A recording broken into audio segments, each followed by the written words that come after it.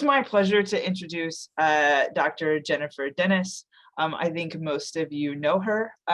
She got her PhD in neuroscience from the University of Kansas, is associate professor at Kansas City University. She used to be at Missouri Southern, so we are glad to have her back virtually today.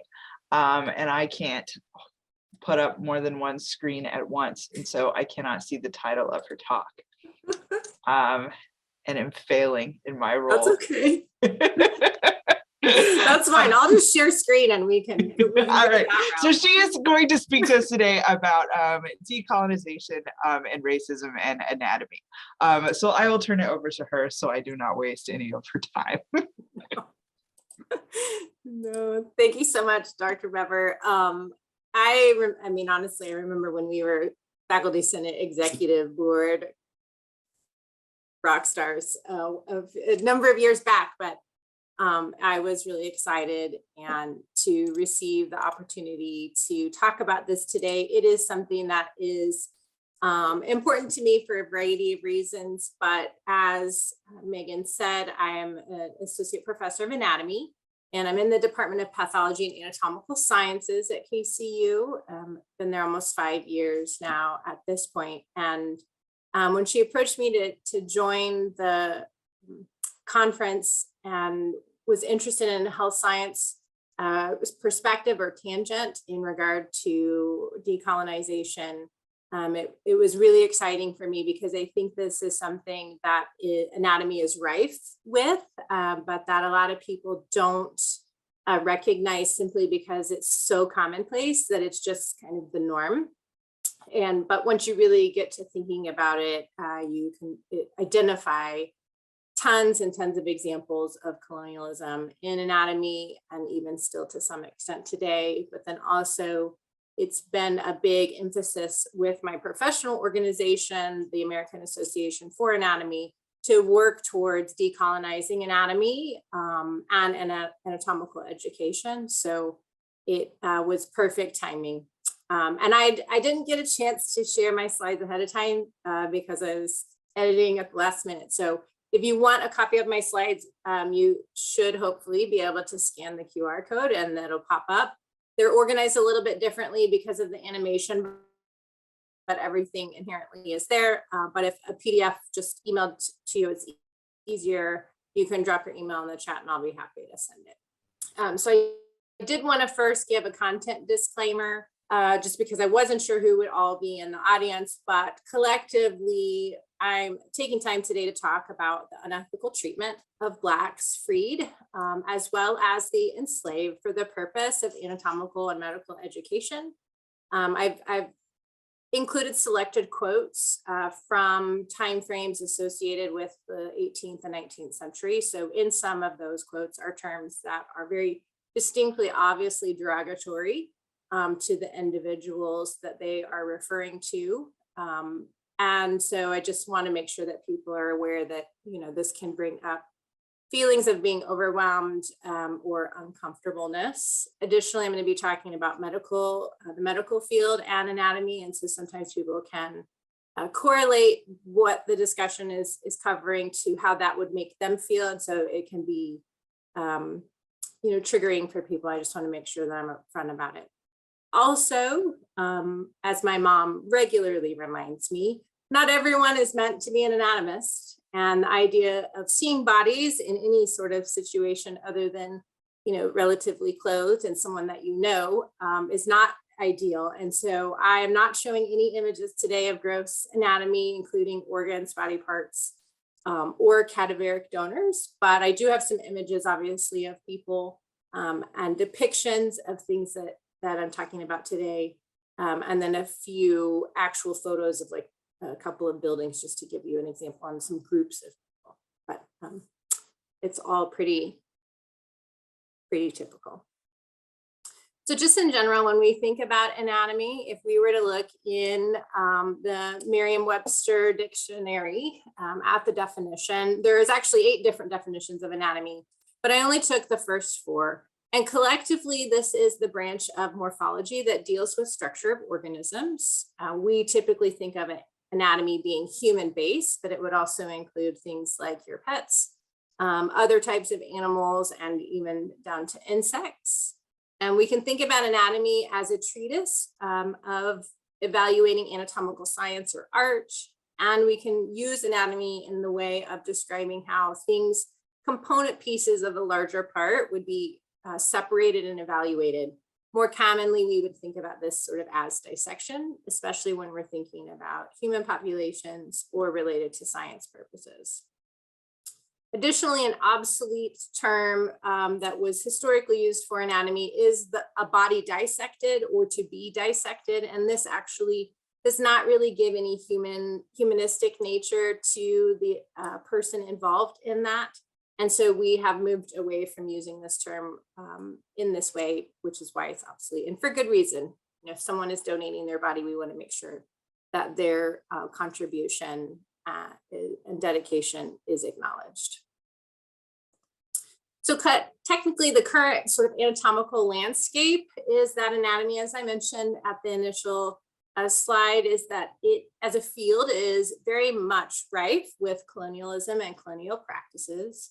And these are things that when we look at them, they're very obviously occurrences of wrongdoings, widely unacceptable today, but at the time they were considered common practice. And so over time, you know, decades and centuries of these types of activities taking place, they just, and the history that comes from them has become just sort of the norm. And some of the more unattractive elements tend to become increasingly subversive. People don't talk about it as much, and then it's not on the surface any longer, yet it's still technically there. So by sort of looking it back and talking about how anatomy has been shaped by colonialism, and the fields of medicine in particular have been grown out of these practices, we can actually create opportunities like today to talk about what has happened, as well as use that for people to discuss how that makes them feel, but also look at it as a way for changing the field of anatomy education and medical education moving forward. So we have to kind of do this type of analysis really to be able to decolonize anatomy curricula away from the roots that it has from the very beginning. So when we think about anatomy, if I were to ask you to close your eyes, this is probably what you would picture or conjure up in your mind on your own. And these are all different images that basically showcase the same thing. This is the archetypal view of anatomy, which is a male standing in some sort of position, sometimes dissected, sometimes not.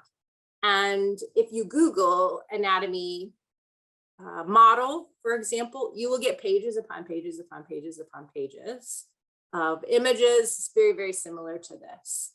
I think I scrolled for about 5 minutes yesterday, and I found 2 images that were a little bit different than this, ignoring things like its bones, right?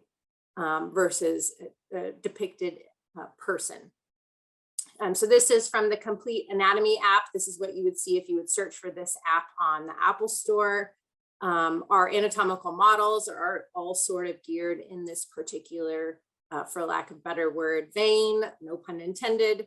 But it's always this archetypal image. In fact, just last month, there was a release of a female version, and that was touted as being evolutionary and revolutionizing anatomy education.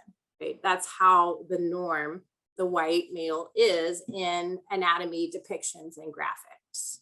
Instead, what we typically don't see are examples like this. And these are done actually by an African medical student who his name is listed down here in the corner, Mr. Ibe, and he is currently in medical school with the goal of pursuing neurosurgery, which is a significant goal. But in order to help create resources and funding while he's in medical school and support himself and various family, he turned to medical illustration. And these are his images with the exception of this one. He is self-taught, and he has been one of the key people that has been leaning towards and creating really beautiful, elegant, and extremely accurate anatomical images representing people with darker skin tones. In particular, he, the majority of the time tends to draw Black individuals. So it is just striking, as someone that has 2 biological children and being pregnant and just visiting the doctor over my, X number of years, I've only seen white medical illustrations. And I've never seen anybody other than a white female being depicted as pregnant. So this has been really a good change recently in what we're seeing, at least in terms of digital images. Manufacturers have sort of increased the opportunity to create models with skin tone, but in this case, it's really expensive. This model actually costs about $3,000. So the notion that a university is going to really get rid of a lot of models to replace with new just to change the skin tone or color is really not necessarily likely feasible based on budgetary issues. But this is so striking to see these types of images because we're so ingrained with what we expect anatomy to be, which is someone who is Caucasian and typically male the majority of the time. And that synonymously is a result of the colonialization of anatomy education in earlier centuries compared to now. So when we look at our roots of anatomy and the science of anatomy as a whole, anatomical instruction was originally established in England and then Scotland in the 18th century. And then at some point with the colonization of the United States, Americas, it also traveled over. And what was interesting at this point in time is that individuals recognized that anatomical dissection was critical in order to teach people how to care for others in time, and provide for the sick in the community. But at the same time, dissection was really frowned upon. And so people were turning to using bodies of criminals for dissections. So it eventually became mandated, actually in England in 1752, that dissection would be used for murderers as a possible alternative to post-mortem gibbeting. And if you don't know what gibbeting is, I had to look it up, I didn't know, but it is when it's the customary practice of taking the more exceptional criminals that are deemed as having more horrific crimes and using them as an example to showcase to whatever town or community as a way to deter future crimes. So a common example is putting someone's head on a stake, or they would place an individual in cages that would hang from fortress or castle, the jail, something along those lines. So instead of gibbeting, it was mandated that the murderers could be used for dissection, which progressed anatomy education to some extent. But eventually there was actually legal outcomes decided by Parliament where you can only use individuals for dissection if they were murderers. And really this is solely based on the fact that the general population at that point in time was resolutely against using bodies for dissection purposes, even if it was for educational reasons. It was considered morally wrong, religiously atrocious. And so people just, it was not something that was really ideal or going to be considered.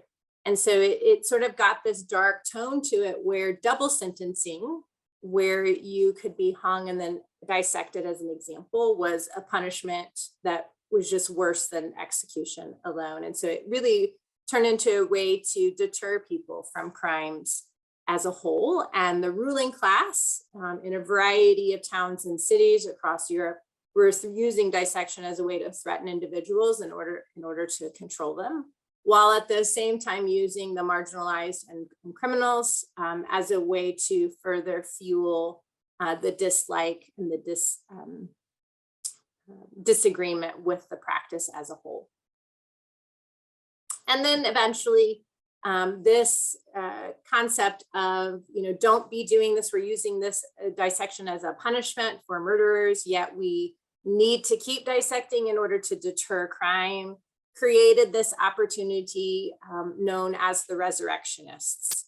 So the criminal side of dissection was ongoing, but at the same time, and simultaneously, we had the use of the dissection outcomes and the donors, and I use that loosely, being used for medical education purposes. So anatomy professors at the various colleges and/or medical colleges had significant vested interest in dissection taking place, as did the physicians who were working with the community of townspeople in order to heal and provide practice. So eventually, hands-on anatomical dissection became common practice through Europe and in the US. And I only introduced some of the European background so that way we can transition over to the United States simply due to as more individuals from England colonized the States as a result. So overall, the felons that were condemned to death were continued to be used for this process. But socially speaking, it was still significantly frowned upon. And it started to where it turned to where the colleges and to some extent as well, the legal system, people involved, the police force, so you could say at that point in time, would pay people to bring them bodies of the deceased, and they were known as the Resurrectionists, which is a loose interpretation of the resurrection as a whole in terms of Christianity definitions. So they would take these unclaimed bodies, anyone killed unexpectedly and unclaimed, thieves, individuals who died in prison, as well as the poor, and bring them to the universities for dissection purposes. And then they even went as far as paying people during their lifetime so that they can then feel better about using that individual for dissection after they passed away. So eventually the Resurrectionists got a little out of control and really turned to instead becoming full out grave robbers. And part of this was because every time they would supply a body for dissection, they would be reimbursed or paid for that service just because it was a risk, and also because the colleges needed the donors to be able to complete the dissection and the educational interest as a whole. So at some point, the Resurrectionists transitioned their job to be more referred to as body snatchers or night doctors by the public in Europe. They would scout cemeteries for fresh graves and rob them at night and transport the bodies via wagon to actually sell to the anatomy professors. So at some point, the police and criminal ruling with the use of dissection as punishment was being actually outweighed by the drive and the sale and the payment provided by the professors at the medical schools and universities. And really at some point there was just sort of a turning of a blind eye, because they were giving up for dissection a certain portion of the whole in their own community to preserve the remainder from disturbance. So basically this is their way of saying, well, we're taking the people we really wouldn't want around anyway to protect and preserve the people that have been deemed in our society as good. And so this sort of occurrence of body snatching or grave robbing, by the Resurrectionists was common practice and fueled largely and unfortunately by anatomy faculty. And really those that were targeted were criminals, the poor, and the another possible example of a population that would be impacted would be immigrants. If you weren't originally from that country, you were also targeted. So the interesting side of this is that with the collection and usage of these bodies by the Resurrectionists and then the dissection that took place by the anatomy faculty, scientists at that point in time and the anatomy professors were able to really get a really great understanding of how the body was put together. And structurally, they took these opportunities these are all hand-drawn in order to depict the overall organization of the internal aspects of the body that they couldn't see while someone was living, and then take that information and share it with the public in publication form or at meetings and conferences, while at the same time providing education to physicians who would then work with the communities. And, they could tell, immense detail, even if their techniques and the quality of healthcare that they were providing maybe wasn't exactly ideal. The general understanding of the structure of the human body was quite immense. So as I mentioned, there's obviously colonization of the United States, and some of these practices, of course, followed suit as people were creating new colonies in the United States and setting up universities and schools, and eventually medical schools followed. So there was a population of American resurrectionists, and this is where we truly begin to see that colonialism and colonization of practices in anatomy education. When we look at the history of this in Europe, it's really more geared with that this practice in the Americas is where this all originated, was coming from this taking place in Europe.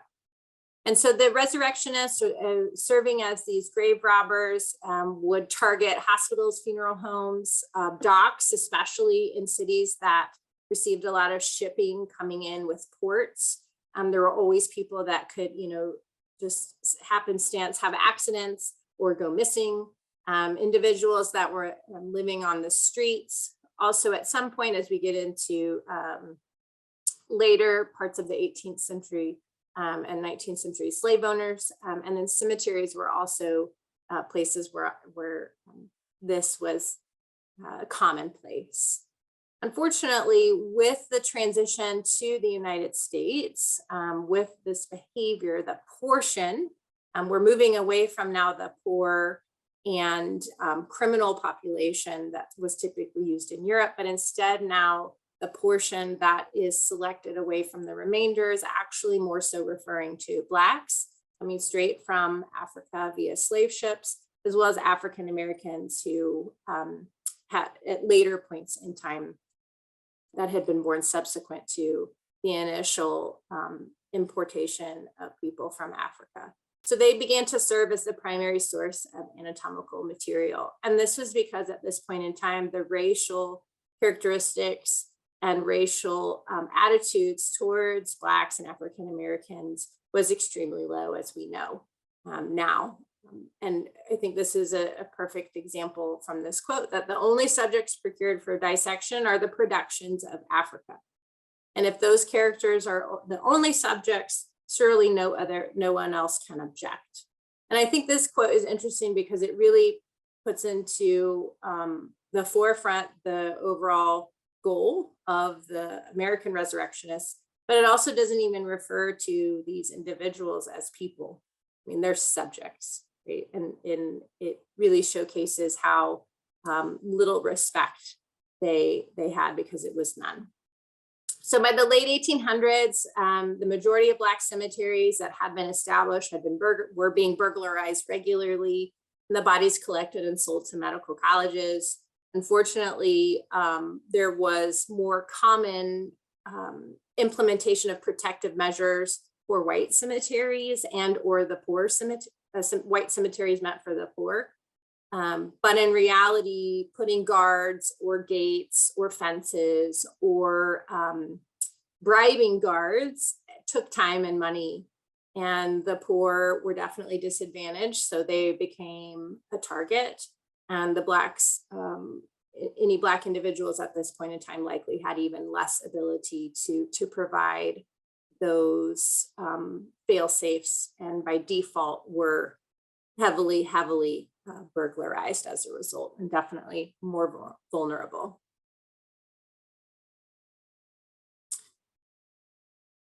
So from here, I wanted to just kind of focus more so on the individuals enslaved and emancipated that were used for anatomical education. And I will say in the last, in the plenary talk, there was a commentary, I guess I should say, about how Native Americans can also be, have basically very similar experiences. And that is definitely true in this case, although I will say, well, at this point in time, there is less known about the contribution of Native Americans to the anatomical sciences, at least in the South, just because the emphasis was always on procuring Black individuals. But I know of in other areas of the United States and in other countries, the misuse of Native Americans is definitely more prominent.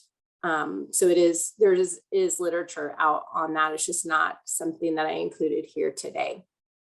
But what we see when we look at the role of anatomy education in medical schools in the South during this time frame, late 18th century to 19th century, is that the medical schools themselves had increased their statements and their public awareness about what they were doing in terms of anatomical education and who they were interested in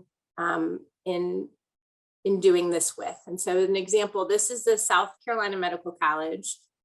This particular building isn't in use anymore, but they posted an advertisement regarding their educational outcomes and sort of highlights, right? This is their media relations, so to speak, where they say advantages of a peculiar character are connected with this institution.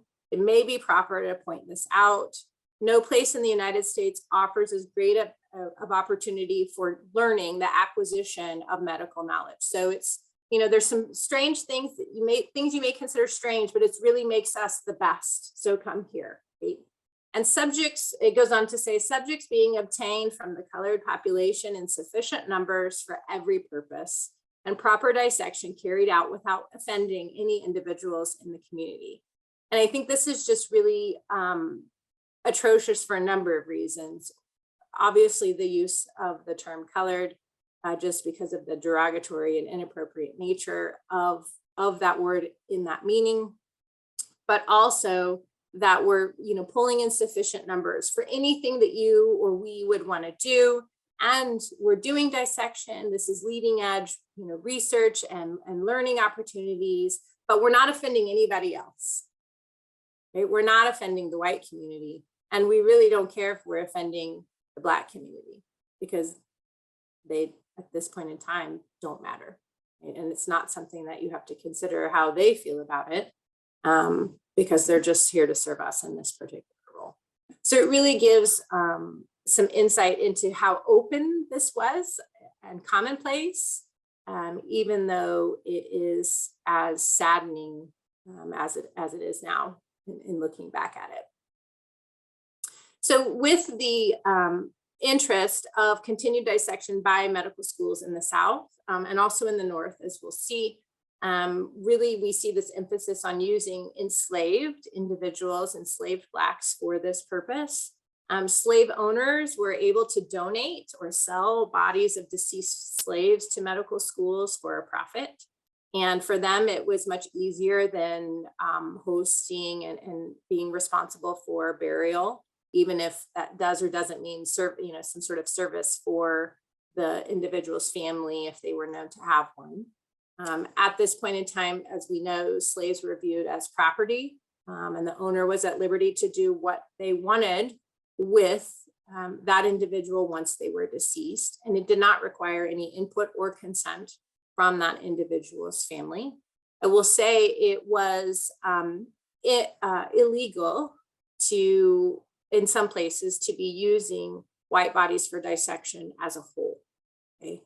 But because Black individuals were being used as slaves and that was deemed appropriate, then they could be used in this manner.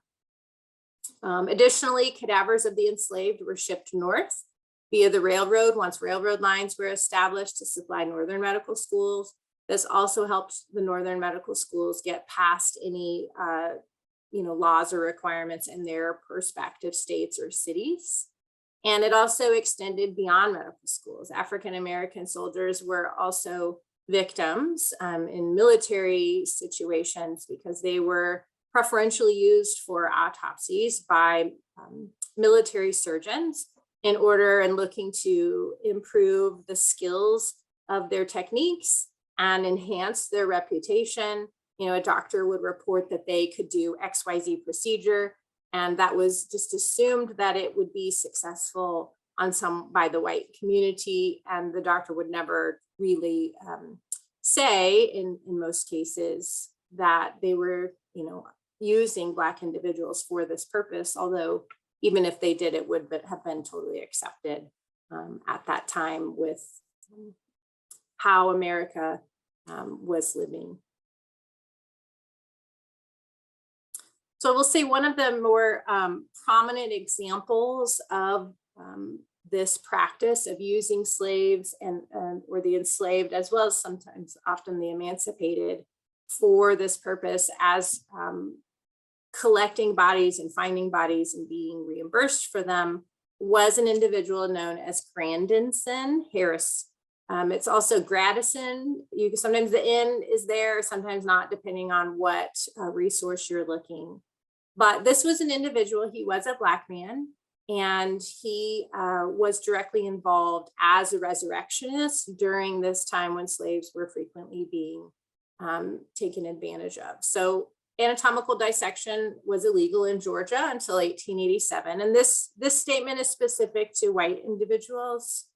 But the Medical College of Georgia had an ongoing dissection practice taking place regularly. In fact, there's actually reports of when one of the old buildings at MGC was unearthed, and due to renovations and the sheer volume of individuals that they found stored or buried in shallow graves in the basement. So they do not have a really great, by any means, history in dissection practices. So with the fact that it was still ongoing in terms of the dissection practices, they were reliant on receiving cadavers. And so they typically employed slaves for a number of years in order to work as resurrectionists, robbing graves, as well as working with slave owners in order to procure continual bodies for this dissection process. Eventually, the college was even purchasing bodies from New York City that were shipped on steamers, I guess I should say, along the coastline in barrels of brine and or whiskey. And so it was a way to preserve the bodies, but also hide what they were actually shipping and avoid legal ramifications. However, this proved to be too costly, and they actually the college went and bought a slave who was Grandison Harris and purchased him for $700. And this is the part that is particularly awful for me, is that he was owned by all 7 of the anatomy faculty. That's who his slave owners were. And his principal task and what they instructed him to do was to procure cadavers for the anatomy dissection program. So what's interesting about Mr. Harris is that because of his role, he was taught to read and write. He also knew basic math, addition and subtraction, which was illegal at that point in time to educate slaves in that way. And the reason why the faculty did this was so that he could reliably serve as a mediator for transactions in the procurement of the bodies. He also did this for a prolonged period of time, and long enough that because of his skills and basic education, he served as a teaching assistant and lab assistant in the anatomy lab to help the medical students with their dissections. And initially, for about, I think, 5 years, I don't remember the exact, 6 years, excuse me, he would take frequent train trips back to Charleston to visit his wife and son. And that eventually proved too costly. And so the school actually bought the rest of his family as well, as slaves, in order to bring them to Georgia with him. And that way they wouldn't have to waste the money, and he wouldn't have to waste the time traveling back and forth to go see them. So Grandison is shown here. It's also shown here. And I know, I apologize, these are really small, but I just based on camera ability at that point in time, this is as good as it gets. But he's shown back here waving, and then he's shown here standing at the back of the anatomy lab, or this science lab. And Mr. Harris was interesting because he obviously made way for himself and had a lot of privileges that any other enslaved individual would not have had at that point in time, and saw insight into medical education that unfortunately was able to do this because he was aiding and abetting the misuse of other individuals just like himself. And so I think it's hard to imagine someone doing that in that role, but I think it's just one of those things where we can't imagine how terrifying that was, or how commonplace it would have been to be able to get privileges like knowing how to read and write and add, or being with your family, versus trying to find bodies for procurement, even if they look exactly like you. So another way that we see a lot of colonialism and colonization, I guess I should say, in anatomy is through medicine and the role of medical care in the slave trade. So eventually, with the involvement and reliability of needing cadavers to continue the anatomical dissection and education, we also see the need to be able to treat enslaved individuals for various medical conditions based on the fact that they are serving as slaves. And so a number of institutions, medical colleges, created clinics. And this is an ad, I've just taken excerpts of the ad, but it's a surgery clinic at the old college on Queen Street for the treatment of slaves. We want to see you if you have an interesting case, and it's for the benefit of instruction of our pupils. And it's in this line speaking to the owners, either the farm croppers or the planters, that recall the attention of planters living in the vicinity of the city to the subject, particularly such as may have servants laboring under surgical diseases. So this is basically saying, we know that as these farmers, that you have people that work for you and that you own that need care, but you don't want to spend money on that person because you just have no decency for their human rights as a human. So such persons of color may not be able to pay for medical advice, which means care at that point in time, and they will be attended to gratis, which is free, at these stated hours and as frequently as necessary. And this is just a picture of a ledger specifically used for accounts of individuals who were slaves. And what we see in this situation is that you're bringing in somebody based on the premise that the owner wants them to be treated, and they are receiving medical care, but they likely are not receiving good medical care, and they're only receiving medical care at the expense of the fact that the person treating them gets to use them as a learning opportunity, which is not a really great situation regarding consent. So one key example of this is James Miriam Sims. This individual is the father of modern gynecology, developed numerous tools and techniques related to women's health, co-founder of the American Gynecological Society. And he actually created this path for himself because he was not a good doctor. He was a terrible surgeon and was not having good success. So he turned to treating women because we, at the time, were considered distasteful to treat. So we didn't have as much medical care available to us, but also because we would be a population of individuals that really, if we said that the care was poor, our opinions wouldn't matter. Additionally, once he was able to grow his practice, he turned towards using Black women belonging to slave owners and he operated, treated, and conducted various research on them with consent from their owners, the slave owners, but not with the consent of the women themselves. I think it's important to note that even though we have a whole field associated from these practices, his goal was not women's health. His goal was to promote his own surgical practice and capabilities, and also for continuing and prolonging the birth of slaves for the plantation and crop owners. And so his advertisements would frequently be focused on how if a slave was sick, she's not going to be able to work, and she's not going to continue to propagate more children for you to be able to continue to use as a slave. So that was the premise of his role. So he would often do this without anesthesia, obviously without consent. And at this point in time, it was thought that Black individuals do not feel pain. And so the idea that they might was just totally disregarded.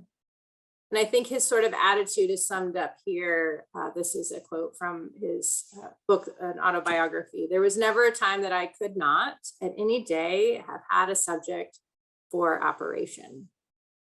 And so for anybody who has been to the obstetrician or gynecologist now can think about and sort of translate that to what that would have been like then. And if you're interested, this book, Medical Bondage, is really incredibly hard read, but incredibly thoughtful as well. So it's definitely something that I would recommend if this is of interest to you. I will say Dr. Sims was notably well known for treating slaves coming from from New York City, and so much so that there was a statue erected in his honor in Central Park. And it was over 80 years old and eventually came down in 2018 after 8 years of protests, activism, getting community signatures, and they took down the statue, and then they're working on what they're going to do with the monument, because it's part of a wall that I don't, if I remember correctly, cannot be removed. And then lastly, before we transition, just coming back to the Night Riders and the idea of the Resurrectionists, even post-Civil War, these individuals were very active. After the war, there was a big migration. I'm sure Dr. Bever I know she can give away better commentary on that than I can, based on her area of expertise. But there was significant migration of African Americans to northern areas because they were promised transport, better living conditions, wages, a better situation than what they were experiencing in the South. And so many of them left. But of course, those living in the South that had been benefiting from their decreased position in society did not like that. And so there was a lot of significant effort to mitigating this fleeing. And one such way was to create false rumors called the Night Riders that were used sharing the fate of African Americans in the North. And what's interesting is that it literally is the kidnapping and murder of African Americans or emancipated slaves for anatomic dissection. So this is what they were telling people was ongoing in the North, even though it's literally kernel of truth came from the fact that it was absolutely already happening and had been happening in the South. So with this, there was eventually the passage of US anatomy laws. There was some distinct episodes where white citizens were used for dissection, and it was determined and found out later. And so body snatching eventually became outlawed in a number of states. But then, of course, some of the same states would then later pass laws that would allow medical schools to continue using the remains of those who were deceased for medical purposes. And so really this, we get the formation of what's known as the Prudent Line. And the Prudent Line is if you fall below it as an individual, meaning that you are poor and unclaimed, Black or immigrant, you are below the Prudent Line and were able then to be used for dissection. If you didn't fall into one of these, then you were above it and you would not be. An exception was that Confederate soldiers and their wives, even if they were poor or unclaimed, were always above the prudent line, regardless of social status. And then Black medical colleges, which did exist at this point in time, were only permitted use of Black unclaimed bodies. They weren't allowed to use any other sources for dissection purposes. The law enforcement of this was minimal. Very few grave robbers and or anatomy professors were ever punished for their inappropriate actions. If ever, there's very, very few reports, and the ones that are, most of the time, if they did even go to trial, they were let off because they would have witnesses saying that they were a quality individual and respectable member of society. All right, so I just want to take a minute to breathe and think about where do we go from here? So we talk a lot about decolonization and what that might look like. And really, if we think about it from a, my thing is moving around here, what it actually means, because it's a very term that's used frequently, it's creating space and resource for dialogue among all the members of the educational community. But I think one of the things that we have to consider is who is teaching this, how has it been taught, how has it framed the experience that you have, and what's the viewpoint? Because for anatomy, the viewpoint was white males taking advantage of the poor immigrant criminals, as well as Black and African Americans. So while this does aid in acknowledging how much colonization you have in your classroom, it also is important to recognize the power differentials that have resulted in this process or as a whole. So Decolonize Anatomy, what does it look like? We talk a lot about color because that's what we see from an external perspective. We also commonly use it as an indication of someone's race. But in reality, just diversifying our cadavers that we use for medical education is not decolonizing anatomy by any means. Instead, it's one small piece. It is an effort that contributes to this, but really we have to look at how your community, how your content, how your field is set up to take advantage of those that were underserved historically and continue now to be underserved, and how that is used and portrayed in your classroom, right? So anatomic representation is 98% white. Yes, we can increase the types of cadavers in terms of skin tone that we have in the lab, but that's only one part of the effort overall. It's things like this where we talk about what anatomists used to do that actually contributes to the decolonization efforts.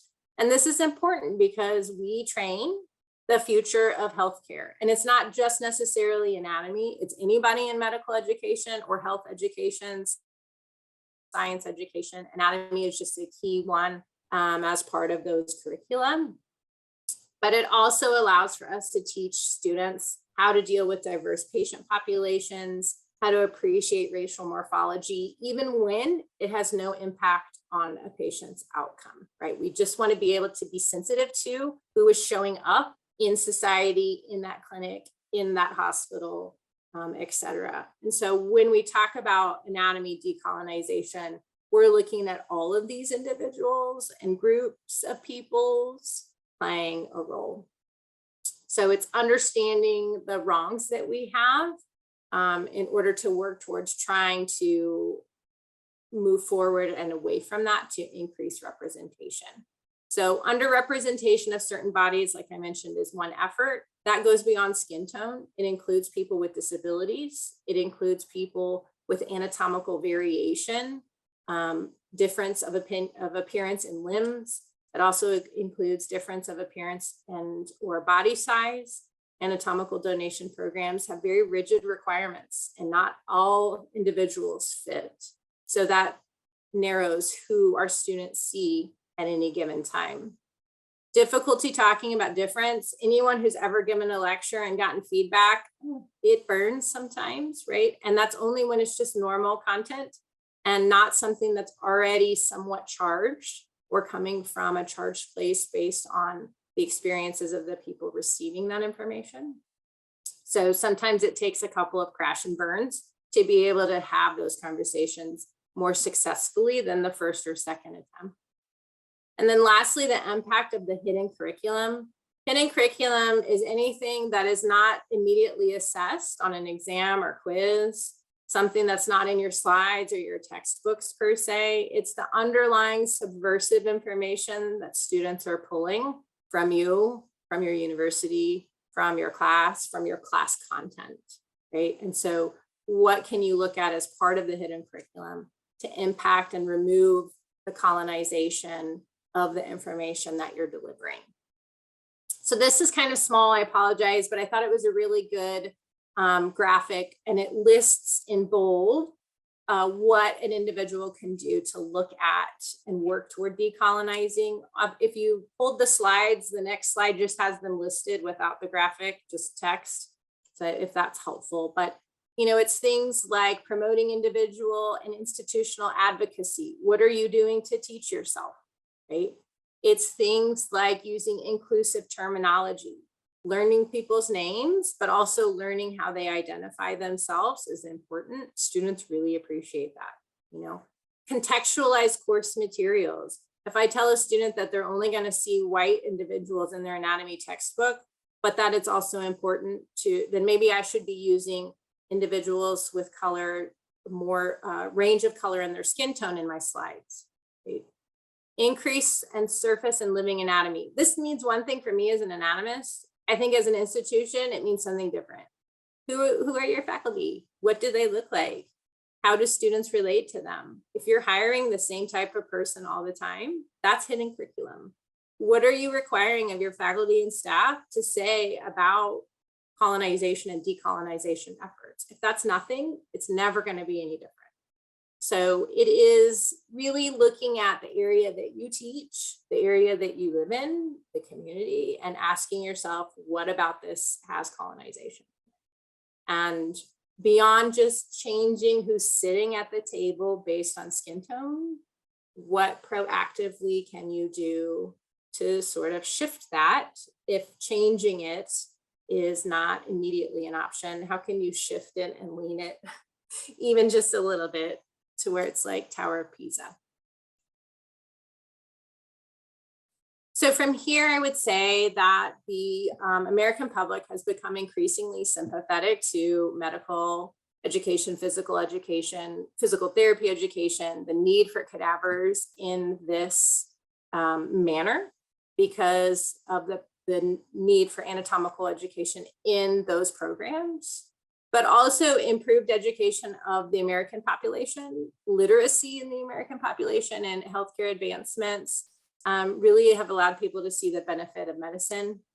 But really the donations that we receive are still slanted.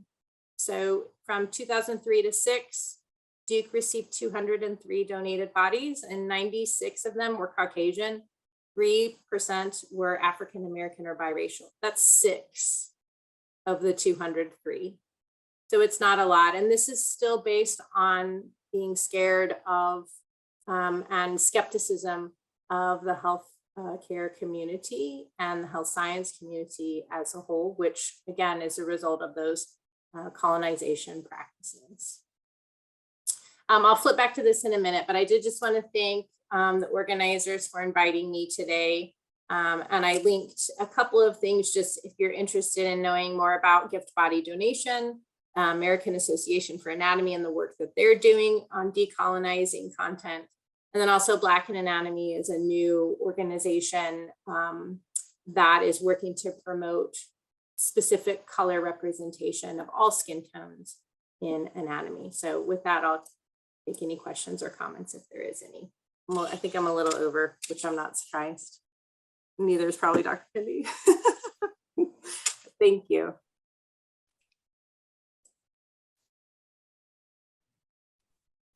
Yeah, I'll go ahead and say, I mean, I know we're a little bit over, but we have about 6 minutes until the next presentation starts. So if anybody does have a question that they want to ask before we head out, I think that would be okay. Dr. Dennis, thank you for presenting this information. I did recently I was watching a presentation on something similar that it was more very research based on the biases around Black, Indigenous people of color, primarily in the medical field.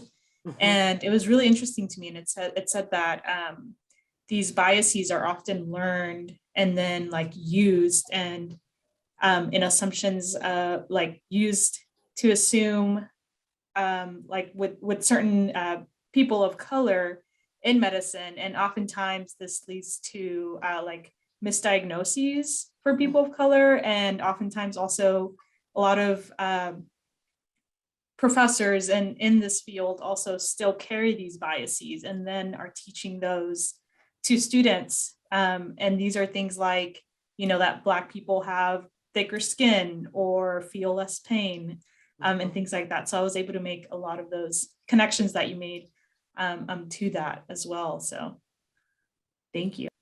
Yeah, thank you. I'll say I was at KU Med last year and for one of my parents, and they were having surgery, and we had a update staff member, I don't know what her title was, for patient care person, who was basically updating us on the progress of the surgery. And she happened to be African American. And she asked me what I did. And I said, oh, I teach anatomy. And of course, at the time, based on the time frame, she said, what do you think about the vaccine? Because the COVID vaccine obviously has been and was a hot topic. And so I said, this is what I think about it. And she said, I can't. And she was 62 years old, had other comorbidities or other health conditions that really she should have been vaccinated. And I just said, I think I totally understand. And I know, and she didn't even tell me why.